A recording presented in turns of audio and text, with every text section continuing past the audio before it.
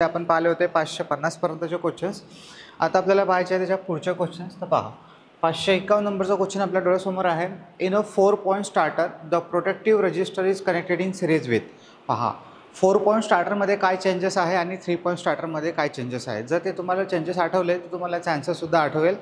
याचा ऑप्शन वाचू आपण. पहिले तो क्वेश्चन समजला ना की जो 4 पॉईंट स्टार्टर आहे त्याच्यामध्ये जो रजिस्टर असतो प्रोटेक्टिव्ह रजिस्टर म्हणजेच करंट लिमिटिंग रजिस्टर म्हणू आपण त्याला, तो कोणाच्या सिरीजमध्ये जोडलेला असतो. पहिलं ऑप्शन म्हणते आहे ओव्हरलोड कॉईल, दुसरा ऑप्शन आहे नो होल्ड कॉईल, तिसरा आर्मेचर आणि चौथा आहे शंट फील्ड. आता आपल्याला माहीत आहे 3 पॉईंट स्टार्टरचा आणि 4 पॉईंट स्टार्टरचा दोन्हीही यूज जो आहे तो शंट आणि कंपाऊंड मोटरसाठी केला जातो. पण फरक काय आहे मग 4 पॉईंट स्टार्टरमध्ये? तर 4 पॉईंट स्टार्टरचा उपयोग तेव्हा केला जातो जेव्हा तुम्हाला स्पीड कंट्रोल करायची आहे with the help of flux control method. मग अशा केसमध्ये काय होते की NVC आपल्या हँडलला धरून ठेवू शकत नाही, म्हणून आपण NVCला पॅरललमध्ये जोडतो. आणि NVCला पॅरललमध्ये जोडतानाच एक पॉझिटिव्ह सप्लाय, एक निगेटिव्ह, आणि त्या निगेटिव्हच्या सिरीजमध्ये लावतो आहे आपण हा प्रोटेक्टिव्ह रेजिस्टन्स. तर इथे overload coil, no hold coil, armature आणि शंट फील्ड. तर याचा राईट आन्सर राहणार नो होल्ड कॉईल. ठीक आहे, तर क्वेश्चन्स तुम्हाला समजला असेल. पुढे DC shunt motor is also called याचा. आता पहा DC शंट मोटरला काय म्हटलं जाते. तर पहिला आन्सर आहे कॉन्स्टंट व्होल्टेज, दुसरं variable voltage motor, constant flux motor आणि कॉन्स्टंट करंट मोटर. खूप सारे पोरं अशी मिस्टेक करतात की याचा जसा हा क्वेश्चन्स वाचला तसंच पहिला आन्सर मार्क करतात, जे चुकीचं आहे. पहा मित्रांनो, तो DC shunt motor is also called याचं तर कॉन्स्टंट व्होल्टेज मेथड नाही आहे त्याचा आन्सर, ते चुकीचं आहे. DC shunt motor is also called याचं कॉन्स्टंट व्होल्टेज मेथड म्हणजे किंवा मोटर. तर हे आपण चुकीचा आन्सर मार्क करतो आहे. एक सेकंड. ठीक आहे, पहा तर shunt motor is also called as a constant voltage, variable voltage motor, constant flux motor आणि कॉन्स्टंट करंट मोटर. तर जे पहिलं आन्सर आहे ते आपण इथं मार्क करतो आहे कॉन्स्टंट व्होल्टेज, तर जे टोटली चुकीचं आहे. हे मोटर आहे मित्रांनो. जर जनरेटर म्हटलं असतं तर मग त्याचं आन्सर ते राईट असतं कॉन्स्टंट व्होल्टेज. ओके, आणि तुम्हीसुद्धा तुमच्यातल्या काही विद्यार्थ्यांनी याचा आन्सर डोक्यामध्ये एच काढलं असेल पटकन. आणि पेपरमध्ये आपण ह्या सिली मिस्टेक करतो, बारकाईने वाचत नाही, लक्ष देत नाही. तर DC शंट मोटर म्हटलेलं आहे तर शंट मोटरमध्ये फ्लक्स जे आहे ते कॉन्स्टंट असते, म्हणून इथं लिहिलं आहे आपण कॉन्स्टंट फ्लक्स मोटर. हे त्याचं राईट आन्सर आहे. पुढचा क्वेश्चन आहे when the motor run on the no load then. जेव्हा मोटर नो लोडवर फिरेल तेव्हा काय असेल. ऑप्शन वाचू आपण. Back EMF is almost equal to applied voltage, back EMF will greater than the applied voltage. म्हणजे पहिलं ऑप्शन आहे बॅक EMF हा ऑलमोस्ट मेन EMFच्या जवळ असेल, जवळपास असेल. जे काय आपण व्होल्टेज दिलं आहे त्याच्या इथं म्हणते आहे back EMF will be greater than the applied voltage, म्हणजे जे अप्लाइड व्होल्टेज केलं त्याच्यापेक्षा बॅक EMF जास्त असेल. Back EMF will be less than the applied voltage, म्हणजे अप्लाइड व्होल्टेजपेक्षा बॅक EMF हा कमी असेल. आणि नन ऑफ द अबव. आपल्याला माहीत आहे की जो बॅक EMF आहे तो अप्लाइड व्होल्टेजच्या पेक्षा जास्त तर असूच शकत नाही, कमी असू शकते. पण एक गोष्ट महत्त्वाची आहे की कमी केव्हा, जेव्हा लोड ज्याच्यावर जास्त असेल किंवा म्हणजे स्पीड कमी असेल. आता इथे मोटर जी आहे ती run at a no load, तर नो लोडवर रन करत आहे म्हणजे जी स्पीड आहे ती जास्तीत जास्त आहे. स्पीड जास्तीत जास्त आहे तर बॅक EMFसुद्धा जास्तीत जास्त असेल, म्हणजे क्लोज टू अप्लाइड व्होल्टेज किंवा मग नियर टू अप्लाइड व्होल्टेज. तर इथं back EMF is almost equal to applied voltage. हे पहिलंवालं जे ऑप्शन आहे हे राईट आहे. पुढचा क्वेश्चन आहे आपल्यासमोर. अ 4 पोल 50 हर्ट्ज अल्टरनेटर, एक 4 pole 50 hertz alternator will have rotational speed of. आता आपल्याला इथं रोटेशनल स्पीड विचारलेली आहे. रोटेशनल स्पीड कशाची, तर आता इथं तुम्हाला सिंक्रोनस स्पीडच काढायची आहे, कारण ऑप्शन तुम्हाला राऊंड फिगर दिसत आहे. एक ऑप्शन इथं दिसत आहे आपल्याला 1440, पण तिथं काही आपल्याला स्लिप वगैरे दिली नाही आहे, त्याच्यामुळे तर आपण तिथं जाणारच नाही.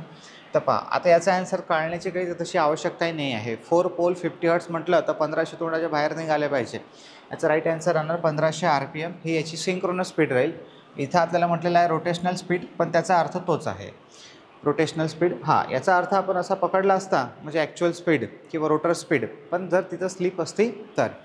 आता ज्यांना समजला नाही त्यांच्यासाठी पहा फॉर्म्युला. सिंक्रोनस स्पीडचा फॉर्म्युला NS बरोबर 120 F/P. Bus put the value आणि गेट द आन्सर. 120 जसं तसं. फ्रिक्वेन्सी आहे 50, तर इथं फ्रिक्वेन्सी 50 पुट करू आपण. आणि पोल आहे 4, तर 4 पुट करू. आता 4 1 4, 4 3 12 आणि हे 3 5 15 आणि त्याच्यावर 2 शून्य. तर याचं आपलं राईट आन्सर आहे 1500 RPM. पुढचा क्वेश्चन आहे DC and AC generator are similar. एवढं समजतं ना, DC आणि AC जनरेटर आर सिमिलर, म्हणजे DC जनरेटर आणि AC जनरेटर सारखे आहे, पण पुढे काय म्हटलेलं आहे, in one important aspect that, म्हणजे ते सारखे आहे पण ते एका इम्पॉर्टंट ॲस्पेक्टमध्ये सारखे आहे, म्हणजे त्याच्यामध्ये एक गोष्ट कॉमन आहे, सारखी आहे, जी इम्पॉर्टंट आहे. तर काय इम्पॉर्टंट आहे, तर पहा पहिलं ऑप्शन आहे the generated EMF is DC, चुकीचं आहे. दोघांमध्ये जनरेटेड EMF DC होत नाही, दोघांमध्येही जनरेटेड EMF हा ACच असतो. जनरेटेड EMF इज पल्सेटिंग, तर ठीक आहे, पल्सेटिंग म्हणू शकतो आपण, पण तो आता AC पल्सेटिंग, समजा ACला पल्सेटिंग म्हटलंच जात नाही, फक्त आपण ACच म्हणतो. जनरेटेड EMF इज AC हे बरोबर आहे, आणि जनरेटेड EMF इज ऑसिलेटिंग. तर इथं जास्त विचार करण्याची गरज नाही आहे, ऑप्शन C जे आहे ते राईट आहे. तुम्हाला माहीत असेल की AC जनरेटरचा प्रश्नच उरत नाही, AC जनरेटर आउटपुटला ACच देतो, पण जो DC जनरेटर आहे जेव्हा आपल्याला आउटपुटला DC देतो तेव्हा त्याच्या आतमध्ये DC तयार होत नाही, तयार होतो तो आर्मेचरमध्ये AC, आणि कॉम्युटेटरच्या साहाय्याने त्या ACचं रूपांतर DCमध्ये होते. पण दोघंही जनरेटरमध्ये आर्मेचरमध्ये जो तयार होणारा EMF आहे तो AC आहे, आणि हा एक इम्पॉर्टंट त्याच्यामध्ये म्हणजे एक सारखा सिमिलर पॉईंट आहे. पुढचा क्वेश्चन आहे आपल्यासमोर, the number of slip ring use in a 3-phase star connected alternator. The number of slip ring use in a 3-phase star connected alternator having a rotating armature. हा शब्द खूप महत्त्वाचा आहे मित्रांनो, रोटेटिंग आर्मेचर. नाही तर तुम्ही जर इथं जर फील्ड रोटेटिंग म्हटलं असतं तर फक्त 2 स्लिप रिंग, काहीच विचार करायची गरज नाही. पण जेव्हा आर्मेचर फिरत आहे आणि तो जनरेटर 3-phaseचा आहे, म्हणजे त्याच्यावर स्टार कनेक्टेड वाइंडिंग आहे, म्हणजे ऑलमोस्ट जनरली सगळ्याच अल्टरनेटरवर स्टार कनेक्टेड वाइंडिंग असते. एक सेकंड.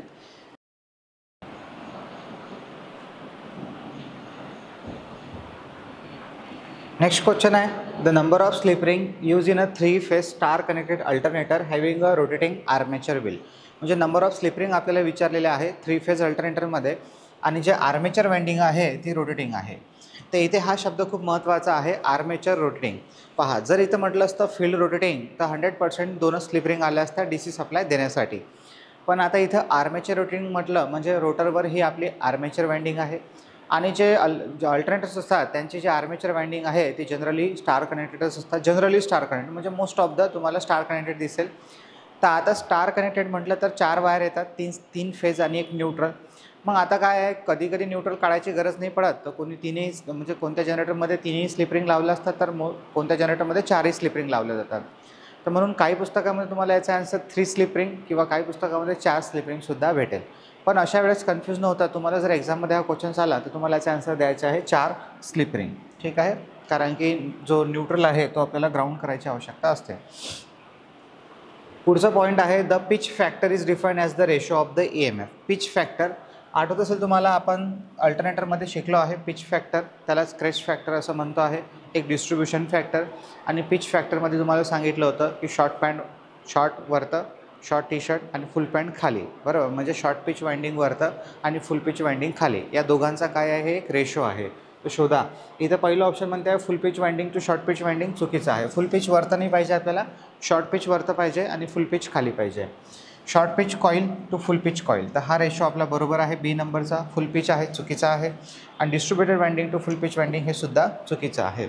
त्याचं राईट आन्सर आहे ऑप्शन नंबर बी. सगळे महत्त्वाचे क्वेश्चन्स आहे हे, लक्षात ठेवा.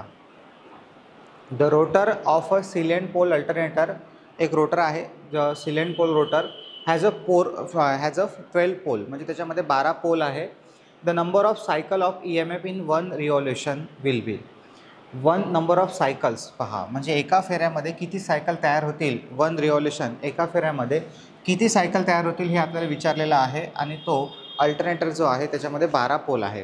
तो सिलेंट पोल राहू द्या की सिलेंड्रिकल पोल राहू द्या, त्याच्याशी काही फरक नाही पडत. मेन आहे पोल, आणि त्याच्यानंतर त्याचे 1 रिव्हॉल्युशन विचारलेले आहे आपल्याला. तर लक्ष ठेवा, एक कन्सेप्ट सिम्पल आहे, नोट लक्षात ठेवा, जर माहीत नसेल तर लिहून घ्या. एक रोटर समजा आपले 2 पोल म्हणजे एक जोडी, 2 पोल जेव्हा एक राऊंड कंप्लीट करतात तेव्हा ते एक सायकल तयार करतात. एका फेऱ्यामध्ये एक सायकल तयार करतात 2 पोल. जर 4 पोल असेल तर 2 सायकल, म्हणजे सरळ हाफ सायकल तयार करतात. म्हणजे जेवढेही पोल असेल त्याच्या हाफ सायकल तयार होतात एका फेऱ्यामध्ये. एवढं लिहून घ्या तुम्ही फक्त, बस माहीत नसेल तर. आता हे सगळं आपलं झालं आहे, नॉलिफायच्या विद्यार्थ्यांना सगळ्यांनाच माहीत आहे. तर 12 पोल जे आहे, तर 12 पोल आहे तर अर्धे सायकल तयार होतील. अर्ध्या सायकल म्हणजे 6 सायकल तयार होतील. In large size alternator dampers are use to. Large size alternator म्हणजे जे मोठे जनरेटर्स आहे, अल्टरनेटर्स आहे, त्याच्यामध्ये आपण डॅम्पर वाइंडिंग का यूज करतो. तर तसं तर माहितीच आहे आपल्याला, पण एकदा आपण ऑप्शन वाचू. रिड्यूस द करंट फ्लक्च्युएशन, करंटचं फ्लक्च्युएशन रिड्यूस करण्यासाठी चुकीचं आहे. रिड्यूस द व्होल्टेज फ्लक्च्युएशन हे सुद्धा चुकीचं आहे. इन्क्रीज स्टॅबिलिटी आणि इन्क्रीज आउटपुट EMF तर हे सुद्धा चुकीचं आहे. याचं राईट आन्सर आहे इन्क्रीज स्टॅबिलिटी. स्टॅबिलिटी म्हणजे तुम्हाला समजलं असेल की जे त्याची स्पीड आहे ती वाली, कारण की आता जास्त डीपमध्ये जाऊ नये आपण. त्याच्यामध्ये जसं सिलेंट पोल रोटर आहे त्याच्यामध्ये आपल्याला हे दिसतो, एक इफेक्ट दिसतो आहे ज्याच्यामध्ये रोटर हा लॅग करतो. तर अशा केसमध्ये आपण जर डॅम्पर वाइंडिंग बसवली किंवा फ्लायव्हील लावला तर त्याची स्टॅबिलिटी आणखी वाढते. पुढचा क्वेश्चन पाहू आपण इथं. The waveform of the EMF generated by the alternator should be. EMF waveform विचारलेली आपल्याला, कोणत्या प्रकारची वेव्हफॉर्म तयार होते. Waveform of the EMF generated by the alternator. पहिलं ऑप्शन आहे पल्स शेप वेव्ह, दुसरं ऑप्शन आहे स्क्वेअर वेव्ह, साईन वेव्ह आणि ट्रँग्युलर वेव्ह. सिम्पल क्वेश्चन आहे, सिम्पल त्याचा आन्सर आहे साईन वेव्ह. सगळ्यात जगाला माहीत आहे, तुम्हालाही माहीत असेल की जे AC जनरेटर्स असतात त्याच्यामध्ये जी वेव्हफॉर्म तयार होते ती अशी सायनोसायडल वेव्हफॉर्म तयार होते. पुढचा क्वेश्चन आहे the field circuit of hydro alternator is supplied with. Field circuit म्हटलेलं आहे. The field circuit of hydro alternator is applied with.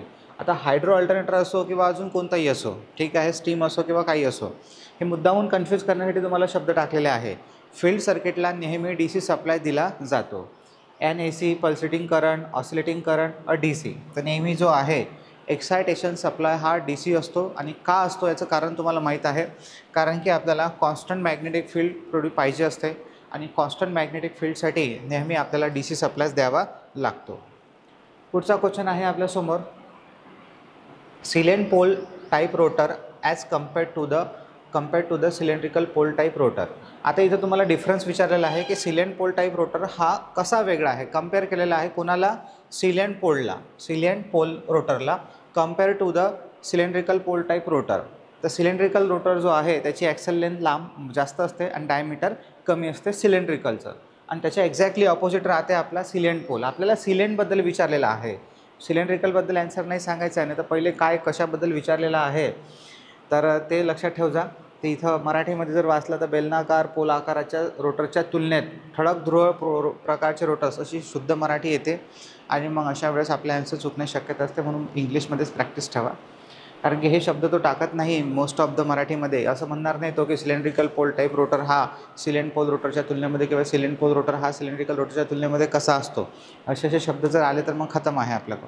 आणि तिथं तुम्हाला पेपरमध्ये माहीत असेल की ॲट ए टाईम तुम्हाला एकच क्वेश्चन साईड बाय साईड, एका खाली वर इंग्लिश आणि खाली मराठी असं दिसत नाही, बरोबर. आता बाय लँग्वेजल म्हटलं आहे त्यांनी, आता महावितरणच्या एक्झाममध्ये मे बी होऊ शकते एकाच स्क्रीनवर तुम्हाला दिसतील, बरोबर. पण तसं जर नसलं तर तुम्हाला प्रत्येक क्वेश्चन हा चेंज करावा लागतो.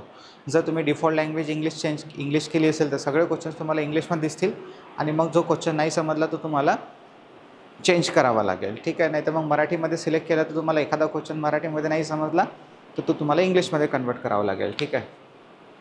ते smaller in diameter, larger in axle length. तर चुकीचं आहे. सिलेंट पोल रोटरचं डायमीटर जास्त असते, ॲक्सल लेंथ कमी असते. Larger in diameter, smaller in axle length हे आन्सर बरोबर आहे. त्याच्यामुळे बाकीचं ऑप्शन आपल्याला चेक करण्याची काय आवश्यकता नाही आहे. इथं पहा पुढचा क्वेश्चन आहे the frequency generated by a 8 pole alternator rotating at 600 RPM will be. आता फ्रिक्वेन्सी विचारलेली आहे. जो फॉर्म्युला आपण थोड्या वेळा अगोदर पाहिला होता NSचा, तर त्याचंच काम आहे इथं 120 F/P. याच्यावरून फ्रिक्वेन्सीचा फॉर्म्युला बनवा. ज्याचा फॉर्म्युला बनवायचा तो तिथंच ठेवा, बरोबर. आणि ज्या बाकीच्या टर्म आहे त्या हटवा. खालची संख्या वर लिहा, वरची संख्या खाली लिहा, बस एवढंच करायचं आहे. खालची संख्या वर म्हणजे गुणाकारामध्ये जाणार, वरची संख्या खाली म्हणजे हे 120 इथं खाली येणार. तर फ्रिक्वेन्सीचा फॉर्म्युला NS म्हणजेच NP/120. हा फॉर्म्युला तुम्हाला माहीतच आहे. N किती आहे आपल्याकडे दिलेलं आहे 600 RPM. पोल दिलेला आहे किती 8 भागेला 120. हा 0 झाला कॅन्सल. 12 × 12, 12 × 5 = 60 आणि हे 5 × 8, 5 × 8 = 40. तर हे आपलं आन्सर झालं 40 हर्ट्स. म्हणजे ऑप्शन नंबर बी जे आहे ते राईट आहे. Which type of alternator is use in a hydroelectric power station. Hydroelectric power स्टेशनमध्ये तुम्हाला लो किंवा मीडियम स्पीड भेटते आणि अशा लो आणि मीडियम स्पीडवर यूज करतो आहे आपण सिलेंट पोल टाईप रोटर. तर non salient pole rotor, non salient म्हणजे सिलेंड्रिकल झाला तो, तर ते चुकीचं आहे. Turbo generator, salient pole alternator आणि स्ट्रीम टर्बाईन अल्टरनेटर. त्याचा आन्सर आहे, आता इथं पहा, सिलेंट पोल रोटर नाही म्हटलं, सिलेंट पोल अल्टरनेटर, तर काही हरकत नाही, म्हणजे तेच आहे. Which type of alternative use, तर असा अल्टरनेटिव्ह यूज करतो ज्यामध्ये सिलेंट पोल रोटर असेल. त्याचा राईट आन्सर आहे सिलेंट पोल अल्टरनेटर. पुढचा क्वेश्चन आहे, a 10 pole alternator rotate at a constant speed of 1200 RPM. म्हणजे एक अल्टरनेटर आहे ज्याच्यामध्ये 10 पोल आहे आणि 1200 RPMची स्पीड आहे. The periodic time of the voltage in second per cycle will be. Periodic time म्हणजे टाईम पिरियड विचारलेला आहे आपल्याला. पिरियॉडिक टाईम, त्याला टाईम पिरियड वाचा, लक्षात येईल तुम्हाला, तसे कन्फ्यूज व्हाल तुम्ही. इन सेकंडमध्ये विचारलेला आहे, पर सायकलसाठी. एका सायकलचा असतो टाईम पिरियड, तर आपल्याला एका सायकलचा टाईम पिरियड काढायचा आहे. आता टाईम पिरियड काढण्याचा फॉर्म्युला काय आहे, तर T बरोबर 1/F हा फॉर्म्युला आहे आपल्याकडे टाईम पिरियडचा. जर आपल्याला फ्रिक्वेन्सी माहीत असेल तर आपण टाईम पिरियड काढू शकतो. आता तुम्ही पहिले फ्रिक्वेन्सी फाइंड आउट करा. आता थोड्या वेळा अगोदर मी तुम्हाला फ्रिक्वेन्सी कशी फाइंड आउट करतात ते सांगितलं, तर पहिले फ्रिक्वेन्सी फाइंड आउट करा, ते फ्रिक्वेन्सी इथं पुट करा आणि टाईम पिरियड काढा. तोपर्यंत थोडंसं गुडभर पाणी पिऊन घेतो. करा सॉल्व त्याला.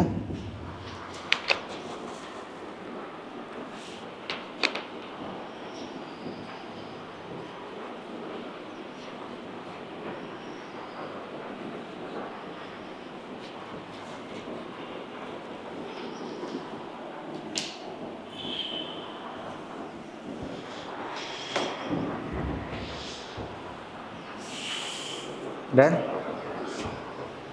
चल, पटकन ॲन्सर आलं असेल तुमचं. तर एन स्पीड काढायची होती आपल्याला, सॉरी एफ काढायचं आहे. तर एफचा फॉर्म्युला डायरेक्ट लिहा. आता एफ बरोबर NP/120. आता पेपरमध्ये गेल्यावर हा फॉर्म्युला लिहित नसते, माहीत आहे आपल्याला, तर डायरेक्ट व्हॅल्यू पुट करा. एन आहे 1200 गुणेला पी आहे 10 आणि भागायला 120. हे 120 कॅन्सल, म्हणजे जे यांनी या 10वर हा 0, म्हणजे फ्रिक्वेन्सी आली आपली 100 हर्ट्स. तर एफ बरोबर 100 हर्ट्स हे झाला आपला ॲन्सर. फ्रिक्वेन्सी 120 कटले, म्हणजे एक असा भाग जातो त्याला. तर आता आपली फ्रिक्वेन्सी 100 हर्ट्स आलेली आहे, बस ती 100 हर्ट्स इथं पुट करा. तर 1/100. आता 1/100 जर कोणालाही डिवाईडमध्ये 100 असेल तर अशा वेळेस तुम्हाला भागाकार करण्याची काही गरज नसते, फक्त 0 पहा. 100, 1000, 10,000 असं जर असेल तर पॉईंटच द्यावा लागतो डायरेक्ट. तर इथं आपण 2 डिजिट नंतर पॉईंट देणार 1वर. त्याचा आन्सर होणार 0.01 सेकंद. तर हे होईल आपलं राईट ॲन्सर, म्हणजे ऑप्शन नंबर ए जे आहे ते राईट आहे. पुढचा क्वेश्चन जाऊ आपण समोर. द RMS व्हॅल्यू ऑफ, इथे आता आपल्याला RMS value of EMF induce per phase in alternator is given by. RMS value कोणत्या फॉर्म्युला भेटते असं आपल्याला विचारलेलं आहे. Assuming KD and KC are constant, म्हणजे त्यांच्या किमती ह्या कॉन्स्टंट आहे, म्हणजे एकच आहे सरळ. तर इथे आता फॉर्म्युला EP म्हटलेला आहे, म्हणजे फेज EMF म्हटलेला आहे. तर आता माहिती आहे तुम्हाला की अल्टरनेटरचा फॉर्म्युला आणि ट्रान्सफॉर्मरचा फॉर्म्युला सारखा आहे, सेम आहे. फक्त तिथं N येते, ट्रान्सफॉर्मरच्या फॉर्म्युलामध्ये नंबर ऑफ टर्न्स म्हणजे N येते, इथं नंबर ऑफ टर्न्ससाठी T येतो. तर 4.44 F × phi × T पहिलाच फॉर्म्युला बरोबर आहे, त्याच्यामुळे आपण याला राईट करू. हे 2.22 आणि 2.22 हे चुकीचे झाले. हा 4.44 पण याच्यामध्ये Fच नाही आहे, तर तो सुद्धा फॉर्म्युला चुकीचा आहे, म्हणजे बी नंबरचा आपला जो राईट आपण एक मार्क केला आहे तो राईट आहे. What is the type of lamp method illustrated in the figure for synchronising a 3 phase alternator. माहिती आहे तुम्हाला, आता अल्टरनेटरला सिंक्रोनायझिंग करण्यासाठी टोटल 3 पद्धती आहे. Dark lamp method, bright lamp method आणि एक सिंक्रोनोस्कोप मेथड. आता किंवा 2 मेन पद्धती म्हणतात तसे पुस्तकामध्ये, लॅम्प मेथड आणि सिंक्रोनोस्कोप मेथड. आणि त्या लॅम्पचे 2 प्रकार पडतात, डार्क लॅम्प मेथड आणि ब्राईट लॅम्प मेथड. तर आता डार्क लॅम्प मेथडमध्ये काय करतात, तर 3 फेज जे असेल त्याच्या सर्किट ब्रेकरच्या ॲक्रॉसमध्ये, म्हणजे सिरीजमध्ये आपण 3 फेजच्या सर्किट ब्रेकरच्या म्हणायचं असेल तर ॲक्रॉसमध्ये म्हणा, आणि सिरीजमध्ये म्हणायचं असेल तर प्रत्येक फेजच्या सिरीजमध्ये 3 लॅम्प लावतो डार्क लॅम्प मेथडमध्ये. आणि ब्राईट लॅम्प मेथडमध्ये काय राहते की 2 लॅम्प हे ब्राईट राहतात आणि 1 लॅम्प जो आहे तो डार्क राहतो. तो जो लॅम्प डार्क राहतो तो सिरीजमध्ये राहतो एका फेजच्या, आणि जे 2 लॅम्प ब्राईट राहतात ते क्रॉसमध्ये जोडलेले असतात 2 फेजच्या. तर चेक करा आता इथं कोणते कनेक्शन्स आहे, तुम्हाला त्याचा आन्सर भेटून जाईल. तर पहिले हे 2 लॅम्प जर पाहिले तर हे B आणि हे बी, म्हणजे बी फेजच्या सिरीजमध्ये आहे. आता हा पहा, हा वाय झाला आणि हा आर झाला. वाय आणि आर म्हणजे क्रॉस कनेक्शन आले. आता पहा, हा आर असेल तर हा डेफिनेटली वाय असेल, म्हणजे इथे दोन जे लॅम्प आहे ते क्रॉसमध्ये जोडलेले आहे आणि एक लॅम्प जो आहे तो सिरीजमध्ये जोडलेला आहे. म्हणजे ही पद्धत आहे 2 ब्राईट आणि 1 डार्क मेथड. तर पहिलं ऑप्शन आहे ऑल डार्क, चुकीचं आहे. ऑल ब्राईट ते सुद्धा चुकीचं आहे. तिसरं ऑप्शन म्हटलेलं आहे आपल्यासमोर 2 bright and 1 dark method. 2 bright and 1 dark lamp method, तर अगदी बरोबर आहे. 2 ब्राईट असतील आणि 1 डार्क मेथड असेल. 2 डार्क आणि 1 ब्राईट, तर हे चुकीचं आहे. 2 डार्क नाही, 2 ब्राईट. जे पॅरललमध्ये लावले आहे, जे क्रॉसमध्ये लावले ते डार्क लागतील आणि जे सिरीजमध्ये लावले जातील ते म्हणजे बरोबर ब्राईट म्हटलं मी. तर जे दोन क्रॉसमध्ये लावलेले आहे ते ब्राईट लागतील आणि जे सिरीजमध्ये लावलेलं आहे तो डार्क लागेल. म्हणजे ऑप्शन नंबर सी जे आहे ते राईट आहे. पुढचा क्वेश्चन आहे the function of synchronoscope is to. सिंक्रोनोस्कोपचं फंक्शन ऑफ सिंक्रोनोस्कोप म्हणजे काय आहे? सिंक्रोनोस्कोप कशासाठी करतो आपण, हे जे मेथड आपण म्हटलेलं आहे आता सध्या लॅम्प मेथड आणि सिंक्रोनोस्कोप मेथड, ह्या सिंक्रोनायझिंगच्या मेथड आहे. आता सिंक्रोनायझिंग म्हणजे काय, तर जेव्हा दोन अल्टरनेटर्स जेव्हा तुम्ही पॅरलल जोडता तेव्हा जो दुसरा अल्टरनेटर असतो, जो इनकमिंग अल्टरनेटर म्हणतो आपण त्याला, जो पॅरलल ऑपरेशनमध्ये येत असतो तो त्याची राईट पोझिशन दर्शवतो आपल्याला की केव्हा तो पॅरलल ऑपरेशनमध्ये जोडायचा आहे आपल्याला, किंवा त्याचा सर्किट ब्रेकर केव्हा सुरू करायचा आहे. त्यासाठी आपण काही कंडिशन मॅच करतो आणि देनच मग तो त्याचा जो सर्किट ब्रेकर आहे तो ऑन करतो मेन लाईनसोबत. ते इथं पहिलं ऑप्शन म्हणते आहे indicate the correct instant of the synchronising two alternators, तर अगदी बरोबर आहे. इंडिकेट द करेक्ट इन्स्टंट म्हणजे पोझिशन, म्हणजे तो करेक्ट इन्स्टंट दर्शवतो. म्हणजे दोन अल्टरनेटर जेव्हा सिंक्रोनाइज झाले तेव्हा तुम्हाला तो इन्स्टंट समजतो की आता तुम्ही दोन अल्टरनेटर सिंक्रोनसली जोडू शकता, म्हणजे पॅरलली कनेक्ट करू शकता. Connect the incoming alternator to the bus bar, हेही बरोबर आहे. Connect the incoming alternator to the bus bar. Adjust the frequency of the incoming alternator, चुकीचा आहे. Indicate the correct phase sequence, हे सुद्धा चुकीचं आहे. आता आली आफत ऑप्शन आणि ए आणि बीमध्ये, तर प्रायोरिटी द्यायची आहे फक्त, बस. बाकी दोन्ही ऑप्शन्स बरोबरच आहे. हे सुद्धा तेच आहे की connect the incoming alternator to the bus bar. पण याच्यापेक्षा जास्त बरोबर जे अर्थ येतो तो पहिल्या ऑप्शनमध्ये येतो आहे. तुम्ही पाहून घ्या. Indicate the correct instant of synchronising two alternator, तर दोन सिंक्रोनायझिंग अल्टरनेटरचं करेक्ट इन्स्टंट दर्शवतो. आता इथं म्हणता येतो की इनकमिंग अल्टरनेटर हा बसबारशी जोडू शकता, पण तो बसबार चालू आहे बंद आहे काही गॅरंटी नाही आहे. जर हे पहिलं ऑप्शन नसतं तर दुसरं ऑप्शन आपलं राईट असतं. त्याच्यामुळे इथं पहिलं ऑप्शन जे आहे ते राईट आहे. पुढचा क्वेश्चन आहे if the excitation is critical. जर एक्सायटेशन हे क्रिटिकल असेल तर the power factor of the alternator, तर पॉवर फॅक्टर कसा असेल अल्टरनेटरचा, तर युनिटी पॉवर फॅक्टर असेल. अल्टरनेटर म्हणा किंवा मग DC मोटर म्हणा. अल्टरनेटर म्हणजे सिंक्रोनस जनरेटर म्हणा किंवा सिंक्रोनस मोटर म्हणा. क्रिटिकल एक्सायटेशन म्हणजेच नॉर्मल एक्सायटेशन, आणि नॉर्मल एक्सायटेशनला अजून तिसरे नाव आहे 100% एक्सायटेशन. आणि असं जर असेल तर जो पॉवर फॅक्टर आहे तो युनिटी असतो. तर पहिलं ऑप्शन बरोबर आहे, युनिटी पॉवर फॅक्टर. पुढचा क्वेश्चन वाचू आपण. Quadrature access synchronous reactance ratio. आता हा क्वेश्चन तुमच्यासाठी नवीन आहे, तर डायरेक्ट याला तुम्हाला रट्टाच मारून ठेवायचा आहे. येण्याचे चान्सेस फार कमी आहे, पण असा एखादा ऑड क्वेश्चन आला तर आपल्याला माहीत असलं पाहिजे की इथे तुम्हाला सिंक्रोनस रिॲक्टन्स विचारलेला आहे. रिॲक्टन्स दाखवतो आपण एक्स अक्षराने आणि त्याला लावतो आपण यस, म्हणजे तो झाला सिंक्रोनस रिॲक्टन्स. आणि हा synchronous reactance V minimum upon I maximum असा काढला जातो. V minimum upon I maximum. ते इथे ऑप्शन पहा कोणतं बरोबर आहे, चुकीचं आहे. हे बरोबर आहे, V minimum upon I maximum. तर ऑप्शन नंबर बी राईट आहे. त्याला डायरेक्ट पाठ करून टाका. पहा पुढचा क्वेश्चन म्हणतो आहे the air gap in salient pole machine is. Salient pole मशीनमध्ये एअर गॅप कशी असते. सेलियंट पोल तुम्हाला माहीत आहे की हा जो आहे आपला स्टेटर असेल गोलवाला, ठीक आहे. हा असा आपला एक सेकंड, हा आपला स्टेटर असेल आणि हा आपला रोटर असेल. तर सिलेंट पोल रोटर असा टाईपचा असतो. आता याच्यामध्ये काय असते की जे इथली गॅप असते ही कमी असते आणि इकडे जे गॅप आहे ती वाढत जाते. तर इथं पहिलं ऑप्शन म्हणते आहे maximum at the centre of pole, म्हणजे जे गॅप आहे एअर गॅप विचारलेली आहे आपल्याला ती मॅक्झिमम असते at the centre of pole, तर चुकीचं आहे. Least at the centre of the pole, म्हणजे सेंटरच्या पोलला लिस्ट असते. And increase while moving away from the centre, आणि सेंटरपासून जेव्हा तुम्ही दूर जाल तेव्हा ती वाढत जाते. मॅक्झिमम ॲट द सेंटर चुकीचा आहे आणि इक्वली डिस्ट्रीब्युटेड सुद्धा चुकीचा आहे. तर याचा राईट आन्सर आहे option number B, least at the centre and increasing moving away the centre. तर सेंटरच्या तुम्ही जसं दूर जाणार तसं तिथं ते गॅप वाढत जाणार. In alternators fractional pitch coil are use to reduce the effect of. खूप चांगले क्वेश्चन्स आहे मित्रांनो. एवढे सिलेक्टेड क्वेश्चन जरी केले ना तुम्ही तर भरपूर काही आहे येत्या महावितरणसाठी. बरं, तर पहा, म्हणजे जेवढी शक्यता आहे तेवढे क्वेश्चन्स मी तुम्हाला इथे टाकलेले आहे. तर हे जे आपलं पिच कॉईल आहे, फ्रॅक्शनल पिच कॉईल, हे कशासाठी यूज करतो आपण? तर फ्रॅक्शनल पिच कॉईल म्हणजे शॉर्ट पिच कॉईल हे यूज करतो आपण हार्मोनिक्स इफेक्ट कमी करण्यासाठी. तर ऑप्शन नंबर बी राईट आहे. त्याच्यामुळे मी डायरेक्टली आन्सर मार्क केला आहे ऑप्शन नंबर बी, हार्मोनिक्स.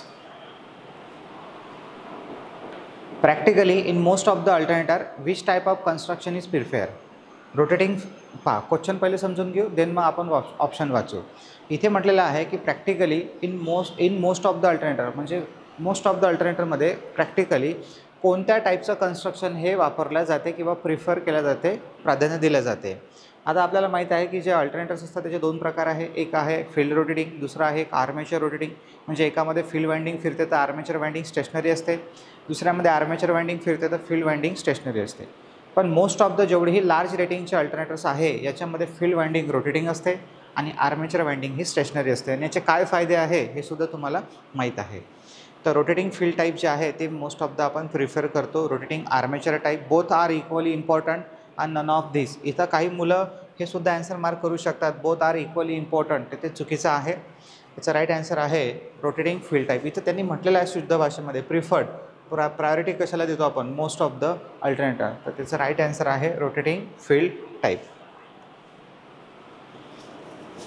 पुढचा क्वेश्चन आहे following is true about a cylindrical rotor. शोधा ऑप्शन्स राईट आणि मार्क करा कोणता आहे. तर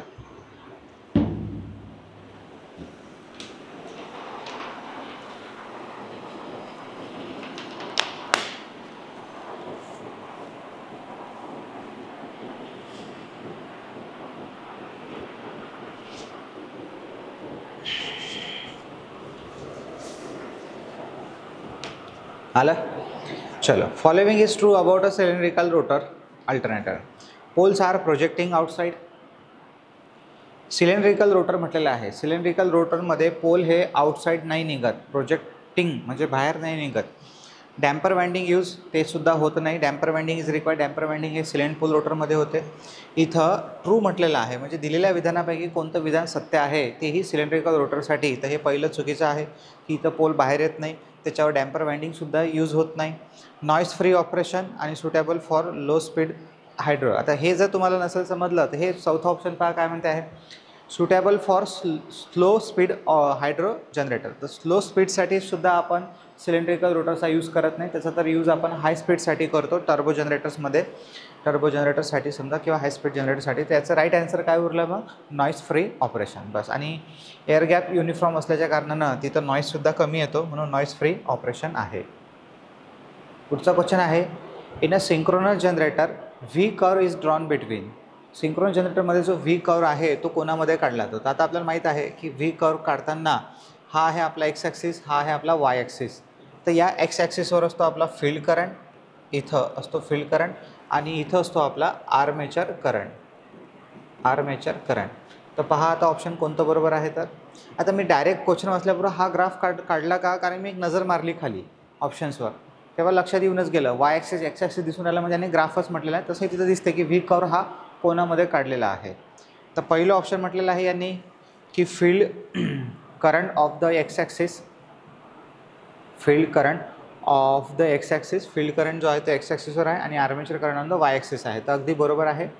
field current of the Y axis आणि हे बाकीचे ऑप्शन चेक करण्याची काही आवश्यकताच नाही आहे. तर राईट आन्सर आहे ऑप्शन नंबर ए बरोबर. पुढचा क्वेश्चन आहे 3 phase alternator are generally. 3 phase alternator जे आहे ते जनरली स्टार कनेक्टेड असतात. याच लेक्चरमध्ये मी सुरुवातीला तुम्हाला सांगितलेलं आहे स्टार कनेक्टेड. जे क्वेश्चन सोपे आहे त्याच्याबद्दल जास्त डिस्कसच करणार नाही आपण. पुढचा क्वेश्चन आहे an electric motor in which both the rotor and stator field rotate with the same speed is called. In electric motor कोणत्या मोटरमध्ये बोथ द स्पीड, म्हणजे इथं म्हटलेलं आहे stator field rotate with the same speed, म्हणजे the रोटरची speed आणि स्टेटरच्या फील्डची स्पीड सारखी असते. तर ते मोटर कोणती आहे माहीत आहे, पुऱ्या जगाला माहीत आहे, तुम्हालाही माहीतच असेल. तर सिंक्रोनस मोटरचा जो रोटर जो आहे तो नेहमी सिंक्रोनस स्पीडनं फिरतो, म्हणजे चुंबकीय क्षेत्राच्या वेगानं फिरतो. तर याचा राईट आन्सर आहे ऑप्शन नंबर सी. पुढचा क्वेश्चन आहे, if the field of a synchronous motor is under excited the power factor will be. मग असे आपण म्हटलं होतं की जो पॉवर फॅक्टर आहे तो युनिटी असतो. आता पॉवर फॅक्टर युनिटी केव्हा असतो आपल्याला माहीत आहे. जर अंडर एक्सायटेशन असेल, क्रिटिकल एक्सायटेशन असेल, 100% एक्सायटेशन असेल किंवा नॉर्मल एक्सायटेशन असेल, तर जे पॉवर फॅक्टर असतो तो युनिटी राहतो.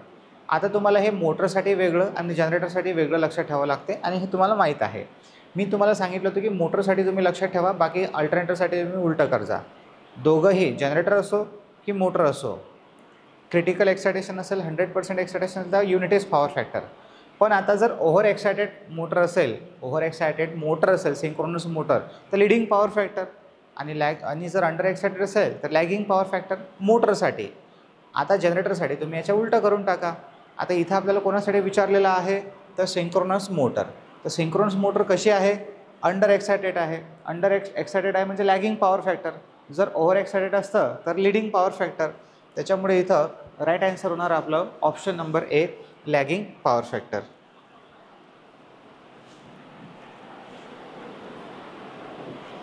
पुढचा क्वेश्चन आहे, in a synchronous motor the rotor copper losses are made by. म्हणजे सिंक्रोनस मोटरमध्ये जे रोटरमध्ये कॉपर लॉस होतात ते कशामार्फत होतात, मेड बाय. मोटरच्या इनपुटमुळे, आर्मेचरच्या इनपुटमुळे, म्हणजे आर्मेचर इनपुट, सप्लाय लाईन्स आणि DC सोर्स. लॉजिकल आन्सर आहे मित्रांनो क्वेश्चनचा. आलं धरलं पाठ केलं आणि मार्क करून दिलं. क्वेश्चन वाचून राहिलो, ऑप्शन वाचून राहिलो आणि टिकाटिक करून राहिलो फटाफट, असं चालत नाही. प्रत्येक क्वेश्चन्सचं आपल्याला अर्थ समजला पाहिजे की काय. मी प्रत्येक क्वेश्चनचं तुम्हाला एक्सप्लेनेशन देत आहे, बरोबर. का आहे, काऊन आहे, तर कसं आहे, तर याला म्हणतात म्हणजे नॉलेज घेणं आणि शिकणं आणि लक्षात ठेवणं. त्यानंतर मग पोरं काय करतात, क्वेश्चन वाचतात, ऑप्शन वाचतात आणि जसे तसे ऑप्शन लक्षात ठेवतात. इकडे का थोडीशी जादू दाखवली क्वेश्चनमध्ये तर तुमचं ऑप्शन चुकते, आणि ऑप्शनमध्ये का जादू दाखवली क्वेश्चन तसाच ठेवला तर तरी चुकते. त्याच्यामुळे तुम्हाला कन्सेप्ट माहीत असणं गरजेचं आहे. निवड रट्टा मारून चालत नाही. ते इथं म्हटलेलं आहे की सिंक्रोनस मोटरमध्ये जो रोटरचा कॉपर लॉस असतो तो कशामार्फत होतो, तर पहा रोटरचा म्हटलेला आहे, रोटर. तर हा शब्द खूप महत्त्वाचा आहे. आता रोटरमध्ये जो होणारा कॉपर लॉस आहे, कॉपर लॉस काय आहे हे विचारू नका आणि मी त्याचा आन्सरही सांगणार नाही तुम्हाला. तर रोटरमध्ये जो गरम होतो, ठीक आहे, त्यालाच आपण कॉपर लॉस म्हणतो. उष्णतेच्या स्वरूपात वाया जाते, तरी सांगितलं, ठीक आहे. आता रोटरला कोणता सप्लाय देतो आपण, ऑलवेज DC. म्हणून जे काही कॉपर लॉसेस होऊन राहिले ते DC सप्लायमुळे होऊन राहिले. म्हणून याचं राईट आन्सर राहणार option number D, DC source. पुढचा क्वेश्चन आहे, सिंक्रोनस कॅपॅसिटर. आता आपल्याला माहीत आहे की सिंक्रोनस मोटरचा यूज जो आहे तो सिंक्रोनस कॅपॅसिटर म्हणून आपण यूज करतो. तो कसा यूज करतात तेही तुम्हाला माहीत असेलच की जर आपल्याला सिंक्रोनस मोटरचा ॲज अ सिंक्रोनस कॅपॅसिटर म्हणून यूज करायचा असेल तर तेव्हा मोटरला ओव्हर एक्सायटेड ठेवावं लागतं आणि नो लोडेड ठेवावं लागतं. म्हणजे शाफ्टवर कोणताही लोड नाही पाहिजे आणि मोटर ही ओव्हर एक्सायटेड असली पाहिजे, तरच ती motor as a synchronous condenser म्हणून काम करते. आता इथं ऑप्शन पहा काय म्हणते आहे, an a static capacitor bank. ही एक स्टॅटिक कॅपॅसिटर बँक आहे.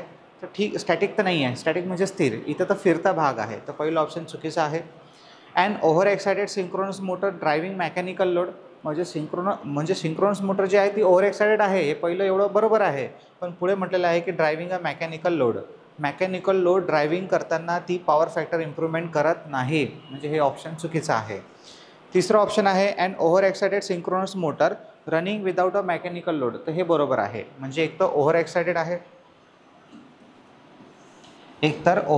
आहे आणि रनिंग विदाउट मेकॅनिकल लोड, आणि मेकॅनिकल लोडशिवाय ती फिरत आहे. म्हणजे याचं राईट आन्सर आहे ऑप्शन नंबर सी. पहा पुढचा क्वेश्चन आहे आपल्यासमोर, द मॅक्झिमम व्हॅल्यू असेल ते वॉल झालं. Maximum value of torque angle in a synchronous motor is electrical डिग्रीमध्ये विचारलेलं आहे. तर maximum value of torque angle, तर टॉर्क अँगलची मॅक्झिमम व्हॅल्यू जी आहे ती 90 डिग्री असते. सिम्पल त्याचा आन्सर आपल्याला लक्षात ठेवायचा आहे 90 डिग्री. माहीत झालं आहे तुम्हाला, हे सांगितलेलं आहे तरीसुद्धा लक्षात असू द्या. In a synchronous motor the magnitude of stator back M F depend upon.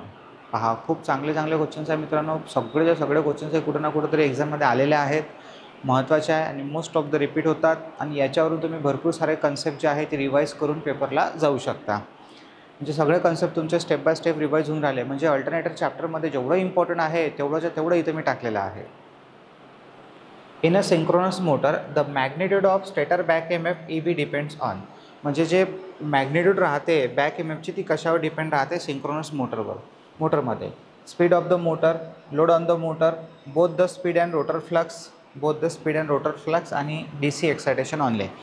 एवढे छोटे ऑप्शन्स मराठीमध्ये करून देणं म्हणजे मराठीमध्ये त्याचं एक्सप्लेनेशन सांगणं पॉसिबलच नाही आहे. याच्यापेक्षा जास्त इंग्लिश तुमच्या स्टेटसला असते, बरोबर.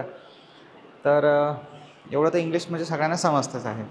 स्पीड ऑफ द मोटर, तर मोटरच्या स्पीडवर डिपेंड नाही आहे. लोड ऑन द मोटर म्हणजे मोटरच्या लोडवर डिपेंड नाही आहे, तरी सांगतच आहे. नाही म्हटलं तरी सांगावं लागूनच राहिलं. आणि डायरेक्ट बोथ नाही आहे. आणि त्याच्यानंतर option number D, DC excitation only. याचा आन्सर आपल्याला माहीत पाहिजे. जो EB आहे तो मेनली डिपेंड असतो आपल्या DC एक्सायटेशनवर, फक्त DC एक्सायटेशनवर. कारण की DCमुळेच फ्लक्स बदलते, फ्लक्समुळे बॅक EMF बदलतो सिंक्रोनस मोटरच्या बाबतीत. स्पीडमुळे बॅक EMF का बदलत नाही सर? कारण की हे सिंक्रोनस मोटर आहे मित्रांनो, जिची स्पीड ऑलरेडी कॉन्स्टंट आहे, सिंक्रोनसली फिरत आहे म्हणून. पुढचा क्वेश्चन आहे the V curve of a synchronous motor shown relationship between. आता थोड्या वेळा अगोदर हा क्वेश्चन्स मी तुम्हाला सांगितलेला आहे, फक्त तो क्वेश्चन्स वेगळा होता, पण ॲन्सर तुम्ही देऊ शकता तशाच टाईपचा. प्रत्येक आला पाहिजे, ऑप्शन वाचा. पहा, तुमचं उत्तर आलं असेल तर एकदा ऑप्शन वाचू आपण. Excitation current and back EMF. तर एक्सायटेशन करंट आणि बॅक EMF दाखवत नाही, थोड्या वेळा अगोदर आपण पाहिलेलं आहे. Field current and power factor. तर फील्ड करंट आणि पॉवर फॅक्टर जो आहे, पॉवर फॅक्टर असतो त्याच्यामध्ये, फील्ड करंटही असतो, पण ते दोन्ही एक्स ॲक्सिसवर असतात. पॉवर फॅक्टर Y ॲक्सिसवर असतो आणि फील्ड करंट जो आहे तो एक्स ॲक्सिसवर. आता इथे दाखवते, जर आपण इथं पाहिलं तर व्ही कर्वमध्ये 2 गोष्टी असतात, 3 गोष्टी असतात total. Field current, armature current आणि पॉवर फॅक्टर. तर हे सुद्धा याचा आन्सर बरोबर होऊ शकते, field current and power factor. तिसरं ऑप्शन आहे DC field current and armature current. हे तर आपण थोड्या वेळा अगोदरच पाहिलेलं आहे, कोणत्या ॲक्सिसवर काढलं जातं. आणि armature current and supply voltage, तर हे त्याचा आन्सर नाही आहे. आता राहिलं आपल्याकडे 2 ऑप्शन, B आणि C. तर फील्ड करंट आणि पॉवर फॅक्टरसुद्धा दिसतो आपल्याला, जसं unity power factor, lagging, leading, हे सुद्धा आपण व्ही कर्वमध्ये दाखवतो. पण आता अशा वेळेस जर बोथ ऑफ द अबव वगैरे ऑप्शन नसेल तर मग तुम्ही प्रायोरिटी नेहमी यालाच द्याल, ऑप्शन नंबर Cला. म्हणजे फील्ड करंट आणि आर्मेचर करंट हे दर्शवलेले असतात. ठीक आहे. The angle between the synchronously rotating stator flux and rotor poles of a synchronous motor is called. तुम्हाला माहीत असेल, आठवत असेल, आपण पाहिलेलं आहे सगळं, की जो स्टेटर पोल असतो म्हणजे रोटर पोल, या रोटर पोलचा सेंटर पॉईंट आणि जो स्टेटर असतो म्हणजे मॅग्नेटिक फील्ड त्याचा सेंटर पॉईंट, या दोघांमधल्या अँगलला काय म्हटलं जाते? टॉर्क अँगल किंवा पॉवर अँगल. तर ऑप्शन पहिला आहे सिंक्रोनायझिंग, दुसरा आहे टॉर्क, तिसरा आहे पॉवर फॅक्टर आणि चौथा आहे स्लिप. तर याचा राईट आन्सर राहणार option number B, torque angle. ठीक आहे. पुढे synchronous motor is mainly use. Synchronous मोटरचा यूज जो आहे तो मेनली कशासाठी केला जातो? तर पहिलं ऑप्शन आहे इन लिफ्ट अँड हॉइस्टमध्ये, त्या चुकीचा आहे. And power factor correction devices, in irrigation pumps आणि इन इलेक्ट्रिक ट्रॅक्शन. त्याचं दिलेल्या ऑप्शनपैकी राईट आन्सर आहे as a power factor correction device. तुम्हाला माहीत आहे सिंक्रोनस मोटरचा मोस्टली यूज हा आपण सिंक्रोनस कंडेन्सर म्हणून करतो आहे, म्हणजेच पॉवर फॅक्टर इम्प्रूव्हमेंटसाठी करतो आहे. पुढचा क्वेश्चन आहे synchronous motor can operate at आता सिंक्रोनस मोटर कोणत्या पॉवर फॅक्टरवर ऑपरेट करू शकते? लॅगिंग पॉवर फॅक्टर फक्त only, leading power factor only, unity power factor only आणि चौथा ऑप्शन आहे लॅगिंग, लिडिंग आणि युनिटी पॉवर फॅक्टर ऑनली. आपल्याला माहीत आहे की जर आपण सिंक्रोनस मोटरचं एक्सायटेशन चेंज केलं, under excitation, over excitation, 100% excitation, असं जर आपण एक्सायटेशन चेंज केलं तर मोटर हे तिन्ही पॉवर फॅक्टरला कार्य करते, लॅगिंग, लिडिंग आणि युनिटी. तर त्याच्यामुळे इथं राईट आन्सर राहणार ऑप्शन नंबर D. आता तिथं ऑनली म्हटलेलं आहे तर ते ऑनली पॉसिबल नाही आहे. लॅगिंग, लिडिंग आणि युनिटी तेच बरोबर असते, पण आता त्यांनी टाकून दिलेलं आहे ऑनली ऑप्शन्समध्ये, आणि त्या ऑनलीला घेऊन सुद्धा काही मुलं कन्फ्यूज होतात. पुढे आहे 587 नंबरचा question. An unexcited single phase synchronous motor is. Unexcited single phase synchronous motor म्हणजे अशी सिंक्रोनस मोटर आहे आणि ती सिंगल फेज आहे. आता सिंगल फेज म्हणजे आपण पाहिलं होतं एक रिलक्टन्स मोटर आणि hysteresis motor, it is a example of synchronous motor. तर इथे अनएक्सायटेड म्हटलेलं आहे, तर ऑप्शन पहिलं म्हणते आहे reluctance motor, repulsion motor, universal motor, none of this. तर राईट आन्सर आहे रिपल्शन मोटर. तुम्हाला माहीत असेल रिपल्शन मोटर ही एक सिंक्रोनस मोटर आहे, म्हणजे सिंगल फेज सिंक्रोनस मोटर आहे ज्याच्यामध्ये एक्सायटेशनची आवश्यकता नसते. पुढचं क्वेश्चन आहे the relation of the torque develop in an induction motor, म्हणजे जो इंडक्शन मोटरमध्ये टॉर्क डेव्हलप होते and supply voltage is given by the expression. तुम्हाला माहीत असेल की जो स्टार्टिंग टॉर्क असतो किंवा रनिंग टॉर्क हा EMFच्या वर्गाच्या समप्रमाणात असतो. आता इथं जर पाहिलं आपण तर EMF नाही आहे, पण हा EMF व्होल्टेजच्या समप्रमाणात किंवा याच EMFला आपण V लिहू शकतो, म्हणून इथे येणार V वर्ग. तर ऑप्शन नंबर सी आपल्याला राईट दिसत आहे, म्हणून याचा आन्सर होईल ऑप्शन नंबर सी. पुढचा क्वेश्चन आहे the starting torque of a 3 phase induction motor can be increase by. Starting torque वाढवण्यासाठी काय केलं जाते तुम्हाला माहीत आहे, तरी पहा ऑप्शन काय आहे. By increasing the rotor resistance, समजलं असेल तुम्हाला. By increasing the stator resistance, by increasing the air gap between the stator and rotor, म्हणजे स्टेटर आणि रोटरमधली एअर गॅप वाढून, आणि नन ऑफ दिस. त्याचं राईट आन्सर आहे option number A, by increasing the rotor resistance. म्हणूनच आपण slip ring पहा, इंडक्शन मोटरमध्ये 2 मोटर येतात, एक येते स्क्वेरल गेज, एक येते slip ring. Squirrel gauge induction motor एकदा मॅन्युफॅक्चरिंग झाली की त्याच्यानंतर आपण त्याच्या रोटर रेजिस्टन्समध्ये वाढ करू शकत नाही, म्हणून त्याचा टॉर्क हा फिक्स असेल. पण जेव्हा आपण स्लिप रिंग इंडक्शन मोटर म्हणजेच वाऊंड मोटरच्या याच्यामध्ये येऊ, तेव्हा जो रोटर असतो त्या रोटरला आपण बाहेरून रोटर रेजिस्टन्स स्टार्टर जोडतो, म्हणजेच बाहेरून रेजिस्टन्स लावतो, आणि बाहेरून रेजिस्टन्स लावूनच मोटरचा स्टार्टिंग टॉर्क काय करतो, वाढवतो. तर त्या मोटरच्या बाबतीत ते पॉसिबल आहे. इथं अशी कोणती मोटर आहे हे दिलं नाही आहे, पण एक ते डोक्यात घेऊनच तुम्हाला चालावं लागेल की स्टार्टिंग टॉर्क हा तुम्हाला तेव्हाच जास्त भेटेल जेव्हा तुम्ही रोटर रेजिस्टन्समध्ये काय कराल, वाढ कराल, इन्क्रीज कराल. पुढचा क्वेश्चन आहे at the time of starting, म्हणजे स्टार्टिंगच्या वेळेस the slip of an induction motor is equal to. तर स्लिप किती असते ॲट द स्टार्टिंग. आता जेव्हा मोटरला स्टार्ट करतो तेव्हा रोटरची स्पीड किती राहते, 0. मग आणि आता आपला स्लिपचा फॉर्म्युला काय आहे, NS minus NR upon NS. जर NR 0 आहे तर तो गेला, म्हणजे आता काय उरला, NS upon NS. NS cancel झाला, म्हणजे ॲन्सर काय आलं, S बरोबर 1. S बरोबर 1 म्हणजेच युनिटी, याला आपण युनिटी म्हणू शकतो. तर आता ऑप्शन आहे इन्फायनाईट, युनिटी, 0, नन ऑफ दिस. तर राईट आन्सर राहणार युनिटी. तर हे होते मित्रांनो आपले टोटल 590 क्वेश्चन्स. याच्या पुढचे जे क्वेश्चन्स आहेत ते आपण नेक्स्ट लेक्चरला पाहू. सगळे क्वेश्चन्स व्यवस्थित तुम्ही समजून घेतले असेल, काही डाऊट असेल तर तुम्ही एकदा रिव्हिजन करा, आणि या सगळ्या क्वेश्चनचे आन्सर जे आहे ते व्यवस्थित लक्षात ठेवा. महत्त्वाचे क्वेश्चन्स आहे, काही पॉईंट्स असतील तुम्हाला जे माहीत नव्हते तुम्ही तुमच्या थेरीमध्ये लिहून घ्या, म्हणजे जेणेकरून पेपरच्या 1-2 दिवसाआधी तुम्ही एवढे लेक्चर्स तर रिपीट करू शकत नाही. त्याच्यामुळे जर काही नोट्स तुम्ही नोट फक्त तर नोट लिहून घेतली की असं सहज ठेवा, तर तुम्हाला त्याचा हेल्प होईल एक्झाममध्ये. So bye bye, thank you.